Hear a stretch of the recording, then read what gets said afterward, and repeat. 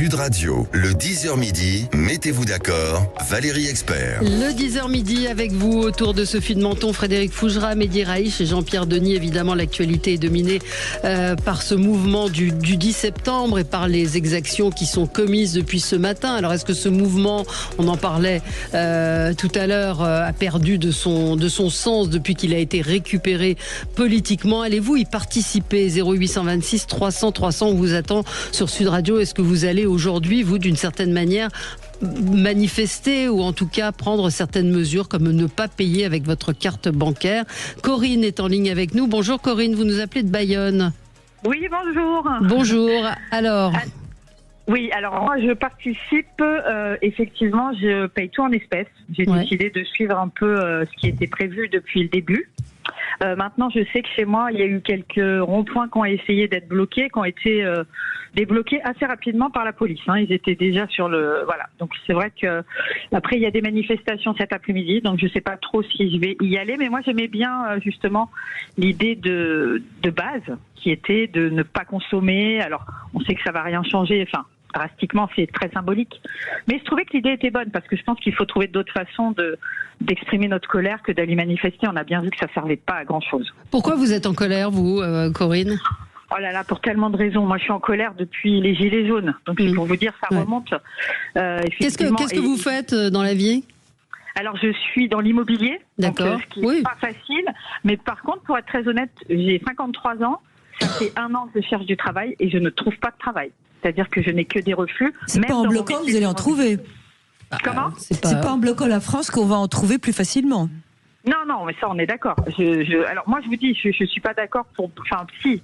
En fait, le problème, c'est comment on exprime notre colère, en fait. Alors, vous allez me dire aux urnes.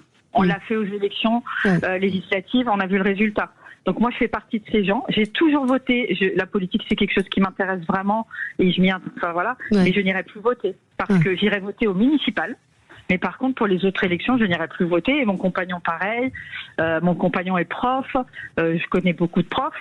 Et en fait, on l'a tous très mal vécu. On va pas se mentir. Moi, et si vous votez pas, vous pensez que ça ira mieux si vous ne votez pas ?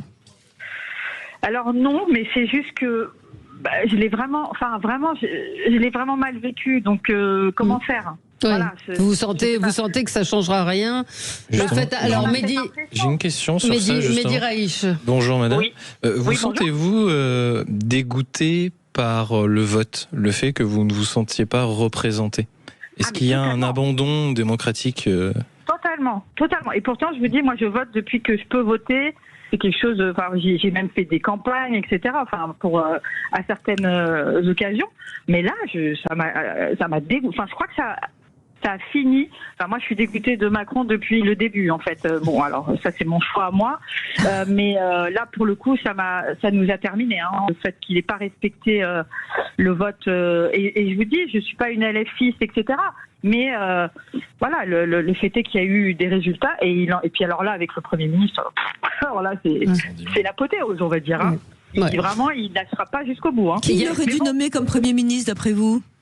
Alors ça, pour le coup, très honnêtement, il n'y a pas vraiment un homme politique impossible, qui vaut le coup, oui. Non, c'est très compliqué. Par contre, nous mettre un macroniste de base, c'est vraiment... comment je pourrais vous le dire sans la provocation, la provocation. Absolument. Vous le ressentez comme ça. Voilà, après moi je me dis bon, peut-être qu'il fera mieux. De toute façon, ça peut pas être pire que Bayrou. Enfin voilà, mais c'est vrai que moi je serais pour une démission de Macron et qu'on retourne. Enfin, alors là pour le coup. Alors vous voteriez pour qui ? Alors oui, vous voteriez pour qui ? Bah, voterai pas. Et mais si. Elle a dit, Corinne, vous avez dit peut-être que j'irais pour le coup si c'était une élection présidentielle. Effectivement, que s'il y avait une élection anticipée là, j'aurais une envie d'aller voter, mais par contre, pour l'instant, là, tout de suite, à l'heure d'aujourd'hui, il n'y a pas quelqu'un pour qui j'aurais envie d'aller voter. Justement, c'est la question. Vous sentez-vous représenté potentiellement par quelqu'un dans tout l'arc politique français ? Est-ce qu'il y a une personne ou une couleur politique, peut-être ? Alors moi, j'ai toujours été plutôt à droite, jusqu'à Sarkozy, pour être très honnête. Après, j'ai un peu... Bon, c'est vrai que ça a été un peu compliqué. Les dernières élections, j'ai voté à gauche. Pas extrême gauche, gauche. Mais bon, à gauche, pareil. C'était qui ? C'était Hollande ? Oui, voilà, c'est ça. Après, là, alors, j'ai pas voté. Alors, attendez, non, j'ai voté LFI, pour être très honnête. Avec... quand même. Non, mais ça m'a coûté. Ça m'a coûté. Ouais. Vous recommencerez pas. Ah ouais, ça coûte. Ah, ça m'a coûté parce qu'en fait, en plus, quand je vois ce qu'il fait après, parce qu'il vraiment, il faut qu'il dégage vite. Hein. Vraiment, je sais pas comment ça. Bon, bref, ça c'est mon. Enfin, vous êtes très honnête. C'est bien d'admettre qu'on s'est trompé. Oui. Mais vous, donc vous irez. Mais là, pour l'instant, il y a personne, franchement, ni à droite, ni à gauche, ni au centre, pour moi, qui sort du lot, quoi. Il y a quelque chose à proposer. Alors moi, je serais pour. Il faut mettre un coup de pied dans la fourmilière. Il faut vraiment tout remettre à plat. Et pour moi, tout est mal distribué, que ce soit en haut et en bas. Oui, je veux dire. Mais, merci en tout cas de nous avoir appelés. Et puis, on va voir ce qui se passe effectivement à Bayonne cet après-midi. Et c'est. Ouf. C'est quoi ? Non, mais je trouve ça étonnant parce qu'en plus, il y a un autre. Alors moi, il y a quelque chose qui m'irrite beaucoup, c'est qu'on supprime peu à peu l'argent liquide. Oui. C'est hallucinant. On veut finalement interdire aux gens d'avoir de l'argent liquide pour les tracer. Oui. Absolument. Bon, on va peut-être... Mehdi, ça vous inspire quoi ? 0826 300 300. On vous attend. Dites-nous si vous allez participer à ce mouvement aujourd'hui, si vous aviez l'intention de le faire et que vous avez renoncé. Non, mais ce qu'elle a dit était intéressant parce qu'elle signale 2 points. D'une, elles ne se sont pas représentées. Bien sûr. Donc c'est qu'il y a une fatigue ou une fatigue démocratique chez elle. Pour elle, le vote ne fait quasiment plus sens puisqu'elles ne se sont pas représentées. Et pire que ça, elle a l'impression de ne pas être écoutée. Donc il y aurait une fracture quasiment géographique entre tout ce qui se passe à Paris et finalement dans un microcosme parisien, et moi qui, avec mes difficultés, ce que tu signalais tout à l'heure, Frédéric.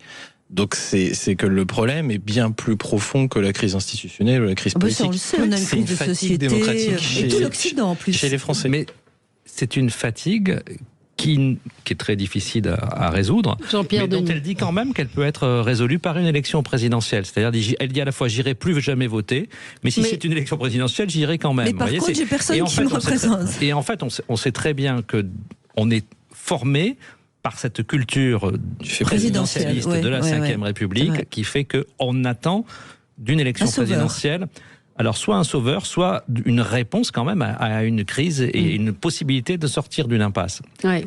C'est pour ça que la responsabilité d'Emmanuel Macron est là, en fait, en réalité, et que tout ce qu'il pourra faire, Sébastien Lecornu ou pas Sébastien Lecornu, ne changera rien. Ouais. On peut espérer un miracle. Frédéric Fougera, sur ce que disait Corinne. Ben oui, ce que je trouvais intéressant et à la fois curieux, c'est le fait de ne plus vouloir voter. En fait, ce que j'aurais aimé savoir, c'est si elle ne voulait plus voter parce que elle ne se sentait pas représentée ou parce ou les gens pour lesquels elle avait voté la décevaient. Enfin, c'est un peu des deux. Elle y a en partie répondu, mais en même temps, elle a été dans la description de cette déception, mais sans savoir pour qui voter, sans savoir dans quelle direction aller. Donc, comment on fait quelque part ? Donc, ça veut dire qu'elle est contre la démocratie. Finalement, non, elle a voté, elle était parfaite, elle a voté à droite, à gauche et LFI. Oui, mais quand on n'est pas satisfait du résultat d'une élection, parce qu'il ne va pas dans le sens pour lequel on a voté, c'est que finalement on n'aime pas le principe de l'élection. Non. Donc qu'est-ce que l'on veut à la place ? Et là, il y avait pas de proposition. Moi, j'ai compris une chose. Moi, j'ai compris autre chose. Jean-Pierre. Moi, j'ai compris une chose qui me semble pour le coup assez juste, c'est que l'élection législative a donné 2 résultats fondamentaux. On pouvait le calculer de 2 façons. Soit on considérait que le premier parti politique arrivé donc en premier à l'Assemblée nationale avait la charge d'essayer de former un gouvernement. C'était le Rassemblement national. Ou on considérait que c'était la première coalition politique. Dans ce cas-là, c'était le Nouveau Front populaire. Mais il fallait commencer par là. Et c'est là que un certain nombre de Français, par essence ceux qui ont voté pour le Rassemblement national et ceux qui ont voté pour le Nouveau Front populaire, qui fait une majorité, se sont sentis privés de leur vote, d'une certaine façon. Et ça produit aussi ça chez cette auditrice qui dit, du coup, c'est plus la peine que j'aille voter. Moi, je pense que la possibilité d'avoir une abstention massive dans le cas d'une dissolution et donc un résultat qui serait complètement... pas négligeable. Comment ? Ça sera pas négligeable. Et très forte, alors qu'une élection présidentielle permettrait de résoudre le problème. Ceux qui sont mobilisés iront voter. Peut-être, si c'est pour se retrouver avec une Assemblée nationale divisée par 3, ça changerait rien du tout. Le problème, il n'est pas que présidentiel. Il y a une logique... Non. Le problème est plutôt aussi du côté du vote des Français, finalement. Corinne disait une chose on va parler de la nomination de Sébastien Lecornu. Elle ne voulait pas employer de mots grossiers, on va dire provocation, pour un certain nombre de Français qui attendaient autre chose, qui attendaient quelqu'un d'autre comme Premier ministre qu'un proche d'Emmanuel Macron. Parlons déjà de celui qui a été nommé et de ce que ça dit de cette nomination, c'est-à-dire qu'il a nommé un directeur de cabinet d'une certaine manière. Alors on va y revenir dans un instant. 0826 300. Qu'est-ce que vous pensez de cette nomination? Est-ce que vous êtes satisfait? Est-ce que vous croyez qu'il peut faire bouger les choses? À tout de suite sur Sud Radio. Sud Radio, mettez-vous d'accord, Valérie Expert. Sud Radio, le 10h midi, mettez-vous d'accord, Valérie Expert. Mettons-nous d'accord avec vous dans ce 10h midi, autour de Sophie de Menton, Frédéric Fougera, Mehdi Raïch et Jean-Pierre Denis. On vous attend au 0826 300. Comment avez-vous compris la nomination de Sébastien Lecornu à l'hôtel de Matignon? Ultime provocation d'Emmanuel Macron. Il a nommé un proche, un très proche, quelqu'un en qui il a confiance. Comment comprenez-vous cette décision qui interroge, parce que ça va être la même chose, on continue avec les mêmes, il y a de fortes chances que Bruno Retailleau reste en place, que Gérald Darmanin aussi, donc il va falloir qu'il ouvre son gouvernement. Néanmoins, qu'est-ce que ça va changer? Valérie, d'abord le mot provocation, en tout cas je suis à peu près convaincue que dans sa tête il se dit pas qu'il va provoquer. En revanche, il y a plusieurs aspects à ça. Psychologiquement, qui nomme un double est quelque chose de assez fort. Ça prouve qu'effectivement, il veut tenir les rênes et voilà. Maintenant, d'abord, il n'avait pas le choix. Il n'avait que des choix épouvantables, nommé fort, c'était une catastrophe économique pour le pays, etc. Bon, il n'y avait pas de choix. Donc, on pouvait avoir un gouvernement dit technique. Et comme on n'en peut plus des technos, je ne sais pas ce que ça aurait donné. Donc, là, je crois que, parce que c'est pas parce que Macron l'a nommé que ce type n'a pas de valeur. Je crois que c'est quelqu'un qui est respecté, qui a eu des postes intéressants, qui... très très aimé de l'armée, ce qui est quand même pas mal.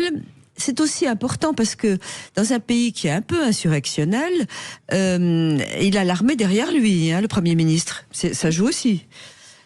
Donc j'aimerais bien qu'on attende 2 minutes. J'espère qu'on n'en est pas là quand même. Non mais moi aussi mais là les blindés un auditeur me dit à Rennes blindés ont été envoyés sur la rocade parce que la situation est un véritable chaos. Est-ce qu'on pourrait pas se donner 15 jours au moins avant de le casser complètement? Oui, non mais on peut faire une analyse politique du choix d'Emmanuel Macron et avoir une opinion sur ce choix sans forcément il y a une décision qui a été prise de nommer un proche, c'est quand même une interrogation. C'est une interrogation, même l'agenda est une interrogation. Est-ce qu'il fallait le nommer avant cette journée de supposé blocage ou après? Bon, il y a plein de questions qui peuvent se poser. Après, on peut comprendre la logique mathématique et parlementaire de ce choix. Au-delà du fait que ce soit effectivement un proche, personne ne peut le contester, même s'il est issu des LR dont il a été exclu après être entré comme secrétaire d'État à la transition écologique dans le premier gouvernement d'Édouard Philippe de mémoire. Reste que c'est clairement un proche. Je pense que c'est d'ailleurs le seul ministre qui est là depuis le tout début de la présidence Macron. Quand je parle de choix mathématique, c'est qu'il faut nommer un Premier ministre qui est capable de rassembler le plus possible. Alors, dans cette Assemblée nationale divisée par 3, qui, je le rappelle, est le choix des Français, parce que il est très confortable de dire la situation, c'est Macron qui en est le responsable. Il est le responsable d'avoir donné la parole aux Français, et les Français se sont exprimés. Et ils se sont malheureusement pas exprimés pour donner une majorité qui permette de gouverner le pays. Clairement, ils se sont exprimés en nommant 3 blocs. Donc, effectivement, on fait comme si on ne voyait pas que le premier parti arrivé en tête à l'Assemblée nationale, c'était le Rassemblement national. On oublie ou on met très en avant le fait qu'il y ait une pseudo-coalition électorale qui s'appelle le NFP, mais qui n'est pas très coordonnée pour gouverner ensemble. et puis une coalition centrale qu'on appelle le bloc central. Le nouveau Premier ministre est assurément capable de rassembler le bloc central et les LR. Est-ce qu'il va être capable, est-ce qu'il n'est pas suffisant pour avoir une majorité absolue et donc pour voter le budget, ce qui est quelque part la priorité de notre pays, avoir un budget? Est-ce qu'il va être capable de rallier certains socialistes? S'il y en a au gouvernement, c'est possible. Jusqu'où sera-t-il capable de le faire? Pour le moment, on l'ignore. J'ai entendu dire dans les médias, mais je n'ai aucune info particulière sur ce sujet hier, qu'il avait une botte secrète pour ne pas être censuré par le Parti socialiste. Comme le dit Sophie, attendons de voir quelle serait cette supposée botte secrète. À côté de ça, le Rassemblement national a dit qu'il ne censurerait pas Sébastien Lecornu. Mais ne pas le censurer, ça ne veut pas dire pour autant qu'ils voteront son budget. Donc, laissons-le constituer un gouvernement. Encore une fois, et même sur l'analyse de sa nomination, ce que je trouve déplorable dans notre non-culture de compromis parlementaire, c'est qu'on ne parle que des hommes, que des postes, et on ne parle absolument pas du programme et de pourquoi faire. Dans tous les pays voisins qui nous entourent et qui ont eux-mêmes ces situations de non-majorité absolue, on travaille d'abord sur une feuille de route. Nous, on ne parle que de nos lignes rouges. C'est-à-dire que chacun explique qu'il ne transigera pas et qu'il n'acceptera rien des autres. Non, une somme d'ego. On devrait parler des lignes vertes. Qu'est-ce qu'on est capable de rassembler ensemble et qu'est-ce qu'on est capable de faire. Je n'ai pas été élu et je n'ai pas une majorité pour appliquer mon programme. Mais pour la France, qu'est-ce qui est bien? Qu'est-ce que je suis capable de faire pour mon pays? Bon, ça, apparemment, on en est incapable. Donc, on reste sur les hommes. Donc, on a nommé un Premier ministre. Maintenant, il va, lui, constituer un gouvernement. Je doute ou j'ai peur, je sais pas, que ce gouvernement soit pas très différent du gouvernement sortant. Alors on va jouer, peut-être on va faire entrer une personnalité dingue du RN ou du PS. Oui, ça fait pas une politique, ça fait pas un programme, ça fait pas une lisibilité sur ce que l'on veut faire. Alors on a Laurent en ligne avec nous. Laurent, bonjour. Oui, bonjour. Vous nous appelez de Mérignac. Alors, quelle est votre réaction à la nomination de ce Premier ministre? Moi, je suis plutôt... Alors, j'étais dans un premier temps surpris, parce que je ne m'attendais pas à lui. Mais vous attendiez à qui?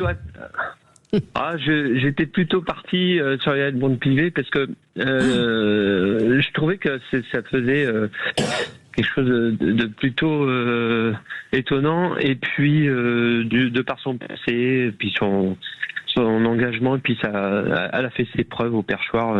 Elle a été catastrophique au perchoir. Oui, mais ça c'est une façon de voir, on peut tous voir les choses différemment. Bon, alors la nomination de Sébastien Lecornu. Alors, moi, j'écoutais attentivement ce qui vient juste d'être dit. Moi, je suis plutôt attentiste. Et effectivement, je rejoins. Ça serait pas mal de faire des choses sur un programme, mais en vrai, ça va être très compliqué parce que on a d'un côté des gens qui n'ont pas de projet pour la France, si ce n'est que la destitution du président. Ça, c'est pas un projet pour la France. Et puis c'est une course au siège. Donc comment présenter un programme quand on a des gens qui en face n'ont aucune idée pour la France, mais simplement pour eux-mêmes. Donc je lui souhaite quand même beaucoup de courage parce que ça va pas être simple. Non. Et ça va être un truc où il va falloir flatter les égos pour que ça passe, quoi. Oui. La France est vraiment à l'arrêt avec des politiques qui sont complètement inconscients et qui ne travaillent pas pour la France, quoi. Ouais. Merci Laurent, merci de nous avoir appelés. Alors Jean-Pierre, vous vouliez réagir Emmanuel également? Macron, il est aujourd'hui complètement prisonnier des deux partis qu'il a essayé d'éliminer. C'était son projet principal, le Parti socialiste et les LR.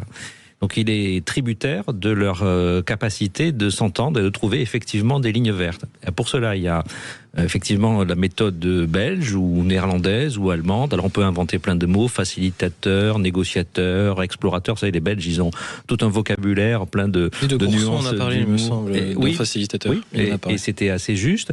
Il n'a pas choisi cette voie. Alors maintenant qu'il a choisi la voie la plus simple pour lui. Moi j'ai envie de dire, d'une certaine façon, la situation était tranquillement mauvaise avec François Bayrou. Elle n'était pas absolument catastrophique. On avait un gouvernement qui était condamné à l'impuissance, à faire quelques mesures symboliques. Ce qui a aggravé la situation, c'est le coup de folie en fait de François Bayrou qui décide de se suicider le 8 septembre. Bon, on va revenir à une situation qui sera probablement tranquillement mauvaise. C'est-à-dire Bayrou qui doit faire le suicide à l'assassinat. Oui, alors oui, mais c'est c'était pas plus grandiose pour autant. Donc, il connaissait l'issue. Voilà. Et du coup, on va revenir à une situation peut-être tranquillement mauvaise, une fois qu'on aura passé cette journée un peu pénible et désagréable à bien des égards. On va voir un gouvernement instable, tributaire d'un parti socialiste qui ne sait pas s'il veut être avec la majorité, revenir au pouvoir, revenir au gouvernement en se disant peut-être que LR, eux ils l'ont fait, ils s'en portent pas plus mal, ou s'il est toujours sous la pression, le chantage de la France insoumise, et puis des LR qui sont toujours disposés à revenir à gouverner parce qu'ils se sont aperçus que finalement c'était pas désagréable pour eux. Donc on n'est pas dans une situation au fond aussi catastrophique, elle est juste mauvaise et elle va rester mauvaise jusqu'à la prochaine échéance électorale. On est ensemble sur Sud Radio jusqu'à midi et nous commentons donc la nomination de ce Premier ministre, l'ancien ministre des Armées, donc Sébastien Lecornu à Matignon. Il va composer son gouvernement dans les 15 jours qui viennent. Il va vraisemblablement être obligé d'ouvrir à d'autres forces politiques. On y revient dans un instant et on attend vos réactions. 0826 300 300 sur Sud Radio. À tout de suite. Sud Radio, votre attention est notre plus belle récompense. Sud Radio, le 10h midi, mettez-vous d'accord, Valérie Expert. Alors, peut-être évoquer tout de même cet autre sujet dans l'actualité. Hier, Israël a frappé des responsables du Hamas au Qatar. Il y a 6 personnes qui ont été exécutées. Et le président de la République a tweeté, il a condamné cette action, et il a qualifié d'inacceptable ces frappes israéliennes et il a partagé sa solidarité avec le Qatar. On rappelle quand même que ces dirigeants du Qatar ont été hébergés pendant plus de 2 ans. Du Hamas, pardon. Du Hamas. Ça change tout. Oui, ça change tout. Lapsus intéressant. Ont été hébergés au Qatar depuis le 7 octobre. Ouais. Ce tweet, moi, m'a interpellé. C'est tweet maladroit. Que les bombardements sont inacceptables, en langage diplomatique, ok, mais qu'on se sente solidaire du Qatar. Moi, en tant que Français, je me sens pas du tout solidaire du Qatar et j'ai plein de raisons de ne pas l'être, parce que le Qatar s'infiltre partout, on sait, avec son argent, finance l'islamisme un petit peu partout. Voilà. Alors après, il y a sur le fond des choses, c'est est-ce qu'il finance vraiment l'islamisme? Il y a des gens qui disent que non. Oui, et pas qu'un peu, parce que c'est vraiment des sommes extrêmement importantes. Le problème, c'est l'ambiguïté de la situation, parce que le Qatar soutient depuis très très longtemps le Hamas et prétend en même temps être un médiateur. Donc déjà, il y a quelque chose qui est complètement louche. Voilà. Donc voilà. Et puis, il faut bien dire que s'il y avait une volonté de négocier et de mettre fin à ce conflit, on connaîtrait en fait des deux côtés. Il y a une forme de fuite en avant. Voilà. Et je ne vois pas l'urgence, c'est vrai, l'urgence du président de la République de se précipiter pour se prononcer d'abord. Vous avez deux tweets que j'ai trouvé intéressants. Julien Drey qui dit: quand le président Barack Obama élimine Ben Laden au Pakistan, tout le monde applaudit. Quand le président François Mitterrand frappe Daesh à Raqqa et Mossoul, tout le monde comprend. Et quand les organisateurs du pogrom du 7 octobre sont frappés, tout le monde s'indigne. Céline Pina dit: cet homme aurait critiqué, en parlant d'Emmanuel Macron, aurait critiqué Churchill pour avoir osé bombarder Hitler. L'un des principaux financiers du terrorisme qui a tué plus de 250 de nos compatriotes est le Qatar. Cet État sème la mort et la corruption. C'est Céline Pina qui dit ça. Oui, elle a des mots très forts, mais elle dit: ce président devrait applaudir Israël qui a vengé la mort de nos compatriotes. Et effectivement, il ne devrait pas avoir cette posture publique-là. En fait, surtout pas s'exprimer là. Déjà, ça ne le concerne pas. Oui. Pour le coup, c'est entre Israël et le Qatar. Et je trouve ça quand même complexe. On est dans une situation politique particulière en France. On a des tensions, on voit la journée d'aujourd'hui, on a ce blocage au Parlement, on a le président qui cristallise toutes les tensions politiques du pays, et la seule chose qu'il fait, c'est nommer Sébastien Lecornu, puis tout de suite de faire un tweet: toutes mes condoléances au Qatar. Et il y a quelque chose d'assez lunaire dans la situation. À un moment, t'es quand même dans une situation à l'intérieur de ton propre territoire qui est particulièrement compliquée. Intéresse-toi à cette situation. Ne va pas aller commenter et présenter tes condoléances au Qatar, même si tu as des relations diplomatiques, parce que le Qatar arrive à se positionner comme étant le médiateur au Moyen-Orient. Oui. Ils sont à la fois ceux qui hébergent et ceux qui font le business. Donc, de fait, on est obligé d'avoir des relations un peu particulières avec eux. Il y a de la réelle politique. Mais ne fais pas ce tweet. Non. Tu envoies ton ambassadeur, tu peux appeler l'émir du Qatar parce que tu dois avoir son numéro de téléphone personnel, mais ne prends pas cette position. Ouais. Je me mets à la place des personnes israéliennes ou de confession juive qui voient ce tweet, ils disent mais attendez, il y a eu un 7 octobre et puis finalement le président de la République il dit protéger des personnes de communauté juive, mais en même temps il félicite le Qatar, il présente ses condoléances au Qatar qui a hébergé les dirigeants du Hamas au lendemain du 7 octobre. Ça devient quand même compliqué à tenir cette ligne pour le président de la République. Donc j'ai du mal. Frédéric ? Mais incompréhension totale sur l'intérêt et l'utilité de cette communication qui, du coup, pour moi, en dit long sur l'ambiguïté de notre rapport avec le Qatar. À quel point sommes-nous dépendants du Qatar pour devoir, quelque part, avoir cette forme d'allégeance. Le Qatar, comme ça a été dit, dans ces affaires de terrorisme, ils sont jugés partis. Incompréhension totale sur la nécessité et l'utilité d'une telle communication. Qu'est-ce que pensaient les filles du Qatar ? Ils ne sont jamais trop prononcés. Non, ils n'ont jamais vraiment beaucoup réagi, mais c'est vrai que ce tweet du président de la République... il est songeur. Il interroge, c'est-à-dire qu'on voit qu'il y a peut-être des intérêts différents derrière. Ah bah oui, très clairement, je rejoins ce que tu dis Frédéric, c'est que quel est le niveau d'influence du Qatar pour que le président soit là à réagir immédiatement. La question, c'est pas seulement le PSG, à mon avis. Ouais. La mobilisation continue. Ce 10 septembre, Frédéric Fougera, vous vouliez saluer les gens qui travaillent aujourd'hui. Oui, puisque il est plus facile de faire des coups de gueule que des coups de cœur. Moi, j'avais envie de faire un coup de cœur aujourd'hui pour les gens qui travaillent, comme vous venez de le dire, Valérie. Alors, c'est évidemment la majorité des Français, mais ce n'est pas eux qui feront l'actualité, encore une fois dominée par une minorité de personnes. Entendez-moi bien, je n'accable pas les personnes qui manifestent aujourd'hui. Beaucoup le font avec sincérité pour exprimer des difficultés. On l'a déjà bien évoqué depuis le début de l'émission.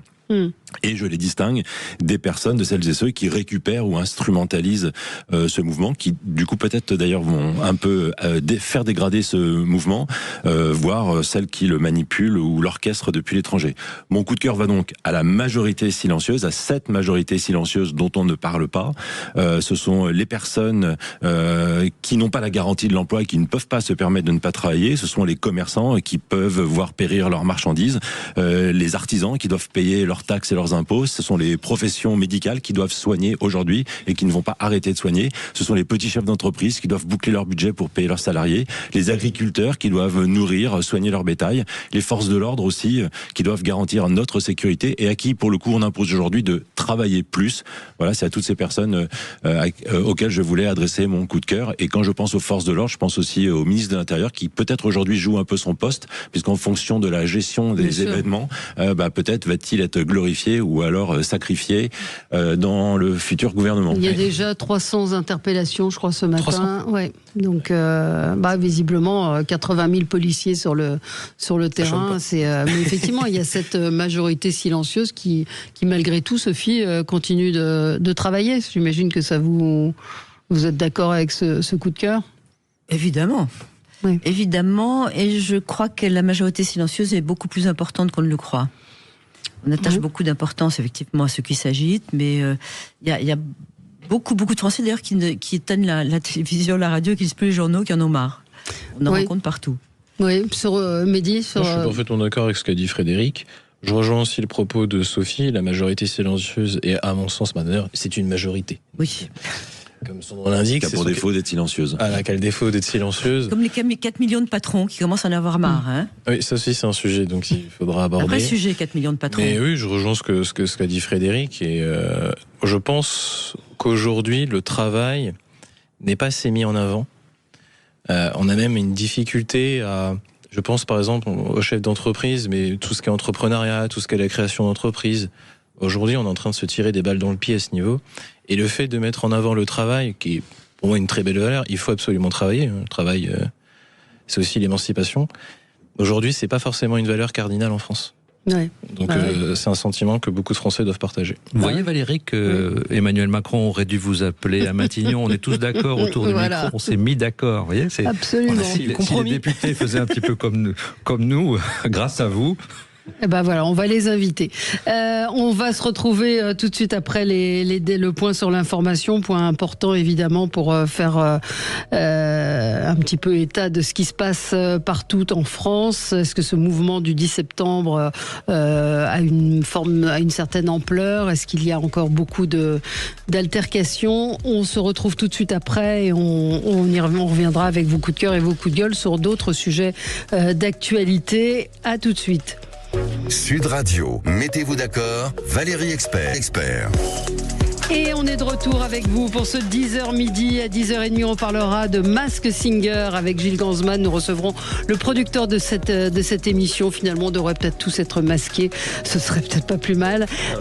Oui, absolument. Je chante très mal. Nous commentons l'actualité avec Sophie de Menton, chef d'entreprise, présidente du mouvement éthique, Frédéric Fougera, président de Tenkan Paris. Et vous avez publié Anthologie de la com aux éditions Bréal Studirama. Mehdi Raïch, analyste politique, et Jean-Pierre Denis, journaliste, écrivain. Et je rappelle votre lettre d'information théopolitique. On a évoqué donc tous ces sujets qui font l'actualité. Maintenant, en marge de l'actualité moutonnière, j'ai envie de dire, ou en tout cas évidente, il y a d'autres sujets qui retiennent votre attention. Et Jean-Pierre, vous vouliez revenir, vous aviez un coup de cœur. Bah oui, ça va faire peut-être un peu de bien dans cette actualité qui est très morose, aussi bien en France qu'à l'international.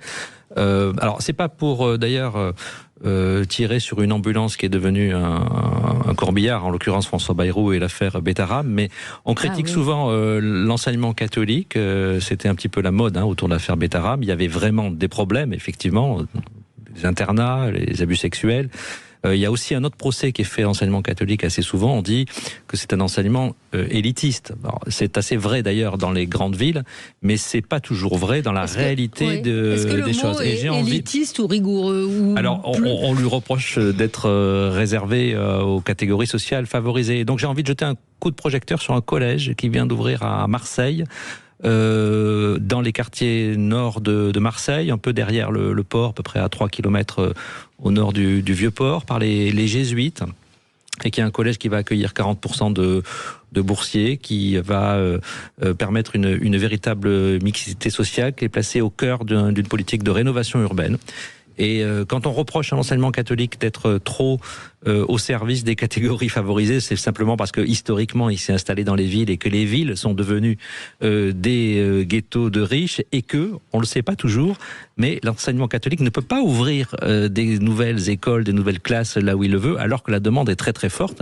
Il est contraint en fait, il y a des quotas qui empêchent d'ouvrir des classes. En théorie, il faut en fermer d'un côté pour en ouvrir de l'autre. Et là, il y a une volonté publique, je crois c'est avec le soutien de la ville de Marseille, des pouvoirs publics, d'apporter de la mixité sociale et un enseignement à la fois rigoureux, pour reprendre votre expression, tolérant et fondé sur des valeurs qui permettent de vivre ensemble. Donc je trouve que voilà, c'est pas mal de penser à ça au moment où on a tous sous les yeux, dans la tête, les images des casseurs. Il y a une autre France qui est silencieuse, pas seulement dans l'enseignement catholique, évidemment, mais qui nous permet de tenir bien ensemble. Voilà, c'est un coup de cœur. Ouais. Est-ce qu'il faut être catholique pour pouvoir étudier Alors, je pense que dans ce collège, je crois savoir que dans ce collège, il y a très peu de catholiques, parce que c'est la sociologie du quartier. Il y a sûrement beaucoup d'enfants de familles musulmanes, probablement une majorité, ou de familles sans religion.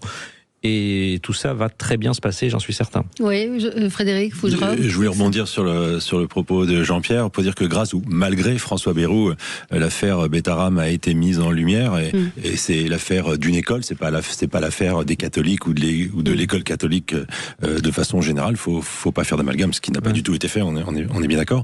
Mais cette affaire a été mise en lumière. C'était une façon de l'instrumentaliser pour nuire à François Bayrou. J'ai peur qu'on n'en entende plus jamais parler maintenant que François Bayrou n'est plus Premier ministre.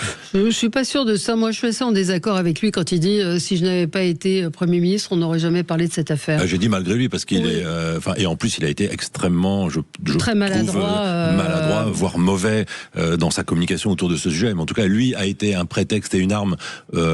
Cette affaire a été une arme et un prétexte pour essayer de l'atteindre.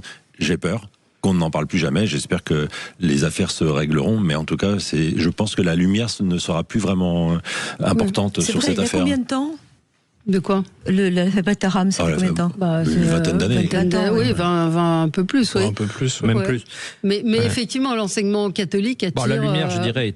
la lumière me semble faite, c'est-à-dire des abus graves ont été commis, il n'y a aucun doute là-dessus. Alors après, ce sont des affaires anciennes, souvent les auteurs de ces crimes sont morts, où il y a des prescriptions, mais je suis d'accord que c'est pour atteindre François Bayrou qu'on a sorti cette affaire. Ce que je veux dire, c'est que, en tout cas, il y a eu des graves problèmes. Vous pensez vraiment ça? Non, mais qu'on a étalé cette affaire à ce point-là. Voilà, si on n'en aurait pas parlé autant à l'Assemblée nationale, c'est évident. Non, ça on est d'accord. Mais ce que je veux dire, c'est que ces affaires d'internat dans lesquelles il y a eu des abus sont gravissimes, et l'enseignement catholique est complètement responsable de ne pas avoir géré ces affaires, en fait la lumière autrement que par la pression médiatique. Donc ça, c'est clair. Mais voilà, je voulais souligner l'autre versant des choses avec cette histoire de ce collège Loyola à Marseille, qui me semble vraiment une très belle initiative. Non, c'est très bien. En plus, si ça s'implante dans un quartier où ça peut permettre une conversation entre différentes communautés, c'est pas plus mal. Oui, mais ce que me disait le maire d'une commune d'Île-de-France, il me disait que de plus en plus de parents souhaitent mettre leurs enfants dans des établissements privés, des parents qui habitent dans des quartiers plutôt défavorisés. Oui, parce que le privé a la dimension de... du moins la réputation de rigueur. D'autorité. Oui, mais c'est aussi de les exclure parfois de certains ghettos et de certains... de les extraire. Bien sûr.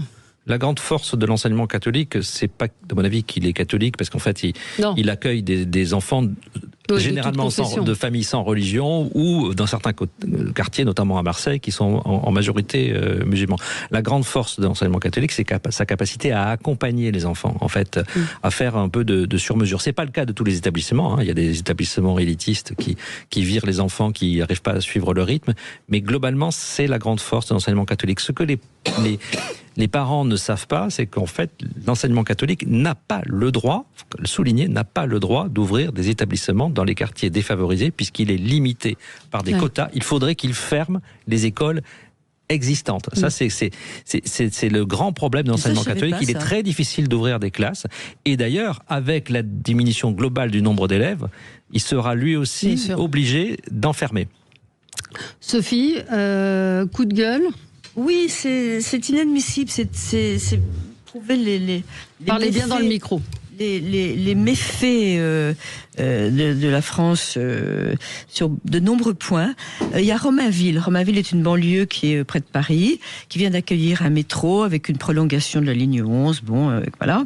Et un promoteur qui s'appelle Bruno Attea d'ailleurs, qui a construit des 700 mètres carrés d'espace vert et d'espace et de studios aux environs, qui a logé 800 000 étudiants en Île-de-France. Il construit des résidences étudiantes. Et là, il est à Romainville, et tout est prêt pour loger des étudiants, tout est prêt, et il y a des refus absolus du maire de Romainville, qui évoque, ça c'est assez drôle, un débord de toiture de 30 cm, empêchant le passage sur les parcelles des belâtres, des lapins et des hérissons. On peut les plaindre, certes, les belâtres, les lapins et les hérissons, mais il y a une vision de décroissance et des blocages réglementaires parfaitement assumé par ce maire-là, qui met en avant tout ce qui a été bloqué. 73 permis refusés entre 2020 et 2025. 1127 logements évités. On estime qu'un projet de construction génère 2 emplois par logement pendant la durée d'un chantier. Et les carnets de commandes sont au plus bas. Donc, ce qui m'affole, c'est que c'est un exemple précis, mais ce qui m'affole, c'est que on est en train de se détruire comme ça, parce qu'il y a énormément de cas où les choses ne se signent plus, où c'est bloqué, et j'ai peur que l'écologie, qui en soi est une très belle cause, soit vraiment très responsable d'une forme de décroissance, en particulier dans l'immobilier. Alors, la municipalité affirme que le promoteur ne respecte pas le plan d'urbanisme. Donc, à chacun sa vérité. À chacun sa vérité. Faut avoir les deux versants de. Vous avez tout à fait raison. Les deux versants de les deux. Mais 73 permis refusés et 1127 logements évités entre 2020 et 2025, c'est beaucoup. Oui, je sais pas. Je sais pas. Honnêtement, je connais pas le plan local d'urbanisme en l'occurrence, donc je trouve que c'est difficile de. Non, mais de toute façon, tous les promoteurs immobiliers qui ont d'ailleurs mauvaise réputation. Quand tu dis promoteur immobilier, on a mauvaise réputation. Mais on a besoin absolument de logements en France. C'est une des causes graves des dysfonctionnements qu'il peut y avoir. On a besoin de logements sociaux pour les étudiants, et c'est régulièrement très bloqué. L'immobilier va très mal. Le promoteur, effectivement, dit on est à 2 km de Paris et il prévoit ces logements seraient pour des étudiants qui seraient bénéficiaires d'aide au logement. Le reste à charge serait d'environ 400 €, donc ce qui est plutôt intéressant. Après, la mairie dit la commune ne souhaite pas développer de résidences collectives dans le tissu pavillonnaire. C'est le maire chargé adjoint de l'urbanisme qui dit ça. Si le permis a été refusé, c'est qu'il ne respectait pas le cadre législatif. Après, effectivement, la tambouille des villes, c'est toujours un peu compliqué. Mais il y a quand même un problème général. Ce cas particulier reflète un vrai problème général concernant l'immobilier. On se retrouve dans un instant avec vous, Mehdi Raich, et on va partir au Maroc avec vous. À tout de suite. Sud Radio, mettez-vous d'accord, Valérie. Sud Radio, le 10h midi, mettez-vous d'accord, Valérie Expert. Et on est de retour avec vous pour ce 10h midi à 11h30, les médias avec Gilles Gansman. On va parler de Masked Singer. Alors, avec vous, Mehdi Raich, c'est un coup de gueule. Oui, un coup de gueule pour Betty Lachgar. Donc, c'est une militante féministe marocaine. Elle a 50 ans. Donc Le Monde en a parlé, Libération en a parlé, le JDD en a parlé, le Figaro, CNews, aussi un peu la PQR avec Ouest France. Donc c'est un sujet qui, l'ensemble du spectre politique français, du moins médiatique français, en a parlé. Donc Betty a porté un t-shirt lors d'un événement à Londres. Et cet événement était en soutien à 2 femmes iraniennes condamnées à mort pour homosexualité. Son t-shirt était marqué, était un peu provoquant, mais c'est un t-shirt, elle a le droit, Allies lesbienne. Elle est retournée au Maroc, donc chez elle, et il s'avère qu'un internaute, puis un ancien ministre, qui s'appelle Moustapha Ramid, qui est un ancien ministre de la justice marocaine, a remontré cette photo-là, et Betty s'est fait arrêter. Aujourd'hui, elle s'est pris 30 mois de prison, sachant qu'elle a un cancer des os. C'est une femme qui est placée à l'isolement, donc qui est particulièrement fragile. Elle s'est reçue une vague de haine absolument incroyable sur les réseaux sociaux. Elle appelle à la violer avec des bouteilles de verre, à la décapiter. Voilà, je vous laisse imaginer ce qui s'est passé. Donc je voulais absolument en parler, parce que déjà, lesbienne n'est pas une insulte. Et surtout, ce qu'elle a fait, c'est que le combat de Betty a toujours été de replacer les droits soit des féministes, soit des homosexuels dans des sociétés qui, elles, ne l'accordent pas, notamment le Maroc. Et ça fait aussi un peu écho à ce qui s'est passé avec Boualem Sansal, qui est condamné pour le même type de loi, finalement le droit de penser, le droit d'être elle-même. Donc je voulais absolument en parler, et je pense que la France s'honorerait à parler de Betty, tout comme on devrait le faire pour Boualem Sansal, puisque les deux situations sont quand même particulièrement analogues. Donc une grosse pensée pour Betty, qui elle est en prison juste parce qu'elle a souhaité défendre 2 Iraniennes condamnées à mort pour homosexualité. C'est insupportable. Ouais. Il n'y a pas d'organisme international qui intervienne? Si, mais la situation reste compliquée puisqu'il y a une pression politique. Oui, et on imagine mal le gouvernement français, sachant que les relations se sont apaisées depuis quelque temps avec le Maroc, de mettre d'intervenir de quelque manière que ce soit, sans faire le lien avec le tweet qu'on a évoqué tout à l'heure du président de la République. Je trouve que pour moi c'est très bien, c'est très important d'évoquer ces figures qui incarnent vraiment le combat pour les droits de l'homme. Je trouve que faut rien lâcher, faut les soutenir, faut en parler. Moi, j'en avais pas entendu parler. Ça s'est passé durant le mois d'août. Betty, elle a organisé des événements, elle a organisé des kissings au Maroc, par exemple. Elle a toujours un peu été, elle a toujours voulu faire ça. C'est vraiment le combat de sa vie, le combat féminisme, le combat des droits LGBT au Maroc, c'est le combat de sa vie. Elle est très connue dans le monde arabe et le monde anglo-saxon. Et lorsqu'elle s'est fait arrêter, ça a été vraiment une vague de haine, même des youtubeurs ou des influenceurs franco-marocains ou Une vague de haine contre qui? Contre ceux qui l'arrêtent? Contre elle. Non, contre elle. Et ça a été une dénonciation faite sur les réseaux. Si, il y a des gens qui se mobilisent, la presse en a un petit peu parlé, mais je pense qu'il faudrait faire beaucoup plus, un peu à l'instar de ce qui s'est passé avec Boualem Sansal. Par contre, en revanche, je ne vois pas pourquoi le président de la République n'appellerait pas le roi du Maroc, puisqu'ils sont très bien maintenant pour en parler, typiquement, sans forcément d'ailleurs faire la publicité. Oui. Vous voyez, il y a un auditeur qui me dit elle devait se douter des répercussions quand tu fais ce genre de choses. Alors je vous rappelle, elle l'a pas fait au Maroc, elle l'a fait en Angleterre, elle est courageuse. Je rappelle la phrase de Charb, je préfère mourir debout que de vivre à genoux. Il y a des gens qui sont courageux, qui ont des engagements, et effectivement, s'il fallait penser à chaque fois aux répercussions... Et puis surtout, moi je suis pas trop d'accord avec cet auditeur, au sens que voilà, quand quelqu'un est victime d'un pouvoir abusif, on peut pas dire c'est de sa faute. Voilà, c'est-à-dire qu'il y a des gens courageux qui font avancer les droits de l'homme, les droits humains. Et évidemment, ils savent très bien à quoi ils s'exposent. Oui, ils savent très bien. En Iran, elles savent très bien à quoi elles s'exposent. Bien sûr. Il y en a qui ont réussi d'ailleurs, parce qu'on a vu des trucs incroyables, des filles en soutien-gorge en Iran, tout d'un coup, à la fac. Oui. Et peu à peu, en Iran, c'est en train de... je crois que les femmes sont un peu plus libres. Il faut des personnes comme Betty, justement, qui font valoir leurs droits et le droit des personnes, des communautés qui sont des fois, je pense aux communautés homosexuelles, qui dans ces pays-là sont totalement réprimées. Donc il faut des personnes comme Betty qui risquent finalement leur peau. Tout comme l'a fait Boualem Sansal, il a risqué sa peau, il joue gros en fait ces personnes-là. Bien sûr. Donc il faut des personnes courageuses et c'est grâce à ces personnes-là, plus tard, on en reparlera en disant ils ont fait avancer les droits fondamentaux que chacun devrait avoir sur cette planète. Et j'imagine qu'en France et partout dans le monde, tous les mouvements LGBT for Palestine la soutiennent vigoureusement. Rien du tout. Le PS en a un petit peu parlé. Le PS en a fait un tout petit communiqué. Mais France Insoumise 0, Rima Hassan 0, Jean-Luc Mélenchon 0. Donc indignation très sélective alors. C'est très sélectif. Toujours. Voilà. Ouais, ça me permet peut-être aussi de dire un mot. Il y a ce festival de Besançon dont on a beaucoup parlé ici, qui avait exclu Raphaël Glucksmann. Finalement, la maire s'est ravisée devant la menace de voir l'échec total de ce festival. Et il y a un autre festival, le festival Rhizome. Il y a aussi Valérie, des auteurs très courageux comme Jacques Expert qui ont décidé de boycotter eux-mêmes le festival en solidarité. Et ils ont gagné, absolument. Mais le festival, alors là, il y a une traductrice qui a été désinvitée. Bérangère Viennot qui a été désinvitée parce que des avis divergents sur...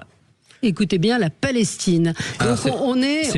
Donc on censure une intervention qui portait en plus sur les discours totalitaires pour cause de délit d'opinion. Donc soutien à Bérangère Viennot et je voudrais que ce côté, cette censure qui est en train de faire rage dans les différents festivals, c'est pas les premiers, cesse.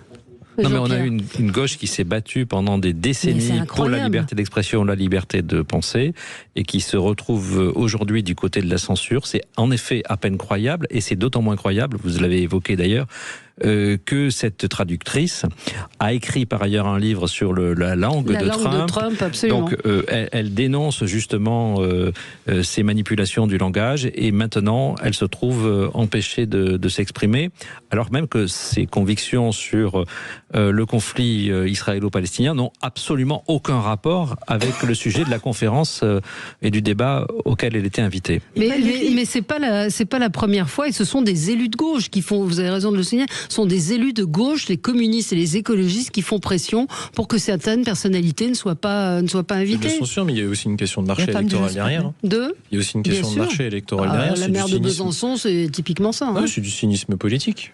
Sophie ? Oui, je voulais m'excuser parce que vous avez parfaitement raison. Je vois que le mouvement Femmes, Vie, Liberté en Iran a été durement répressif et qu'au contraire, effectivement, il y a une répression en 2025. Réprimé. Pour revenir sur cette question de liberté d'expression et de liberté d'opinion, je voulais, avec beaucoup de retard, réagir aux propos qui ne nous a pas marqué plus que ça, qui a peut-être marqué les auditeurs de tout à l'heure, de Christine Bouillot, et que je trouve extrêmement triste et inquiétant, et qui expliquait qu'elle disait « On essaie, nous les journalistes, d'être les plus discrets possibles ». Mais on parle de liberté d'expression, de liberté d'opinion, et la liberté d'information aujourd'hui, c'est des journalistes en France, dans une manifestation, essayent d'être les plus discrets possibles. Mais je pense que ça devrait nous interroger, c'est extrêmement inquiétant. Mais ça nous interroge, mais je reprends ce que je disais, les médias en France, je suis désolée, ils sont presque aussi détestés que les politiques, pour des tas de raisons. On les accuse d'avoir été trop à gauche pendant très longtemps, trop à droite. Non, mais qui les accuse? Je veux dire, il y a aussi la France Insoumise qui a été très, très largement à la manœuvre dans cette décrédibilisation, même s'ils y ont contribué pour probablement, certains. Mais vous interrogez dans la rue, dans les sondages le prouvent d'ailleurs, il faudra le demander à Frédéric Dabi, mais l'opinion des Français sur les médias est terrible, c'est vrai. Ouais. Ce sera le mot de la fin. C'est dommage, on n'a pas eu le temps de parler de la flottille ridicule. Le flottille gate. Donc, la croisière s'amuse. Le clown du jour, Thomas Guénolé, qui a dénoncé une frappe de Tsahal, de drone. En fait, ils ont lancé une fusée de détresse. Et c'est tombé sur le bateau d'à côté. Voilà. Ah ouais, c'est littéralement un pétard mouillé. Absolument. Allez, on se retrouve dans un instant pour une autre farce plus amusante, celle-là. Masked Singer. À tout de suite. Sud Radio. Sud Radio. Parlons vrai. Parlons vrai. Sud Radio. Parlons vrai.